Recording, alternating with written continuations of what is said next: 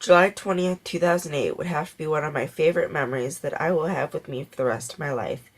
That day was the day I got my tiny, clumsy, yellow Labrador retriever with the cutest brown dot right in the middle of her forehead. She had these big brown eyes that whenever you looked in them, she gave you that look that said, "I love you and you are all right." She had these big paws that she didn't know what to do with.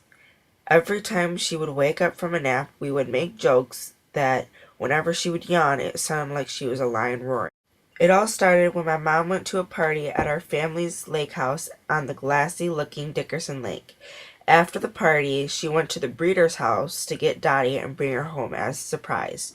We knew she was the one since we've been to the house before and saw her with her 7 other fluffy, bouncing labs that were her litter mates. Dottie soon fell asleep on the 45-minute drive home. Soon she would be at her new home and start a new life. I was in my room listening to music and texting my friend Donna when I heard the doorbell ring. When I opened the door, no one was there, so I thought some other kid ding-dong ditched us. I shut the door. The doorbell rang again and opened the door again to find no one was there. I stepped outside because I was getting aggravated. To my surprise, I saw my mom holding a tiny, fluffy object in her arms. It lifted its head up, looked at me, barked once, and then started wagging its tail. "Logan, get your butt over here. Mom got Dottie. We got a dog," I screamed with excitement and grabbed Dottie to hold her. "You gotta be joking. Are you serious?" Logan yelled as he came running out of the room. "Serious as a heart attack," my mom smiled. Logan and I had the biggest smiles and started to cry because I had been wanting a dog for years. Now that I have my own dog, I was overjoyed. "Thank you, thank you, thank you, thank you, thank you," Logan and I repeated to my mom. I took Dottie in the house since it was hot out. Then I got a bowl from the cabinet and filled it up with water. Dottie decided to stick her paw and knock over the whole bowl filled with water. The dining room now had water everywhere since it had hardwood floors.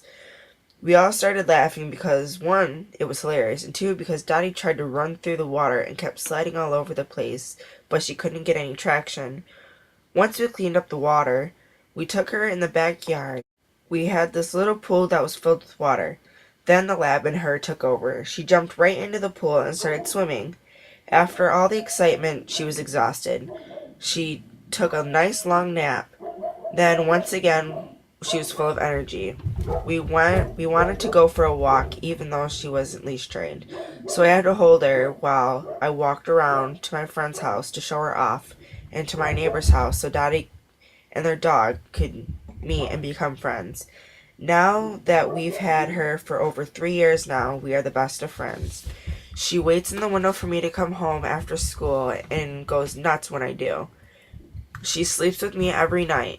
She'll kayak with me at my cottage every summer, and we also are a team for dock diving. You and the dog have to be on the same page in this sport, so we end up doing very well. The universal truth would have to be dogs can be your friends.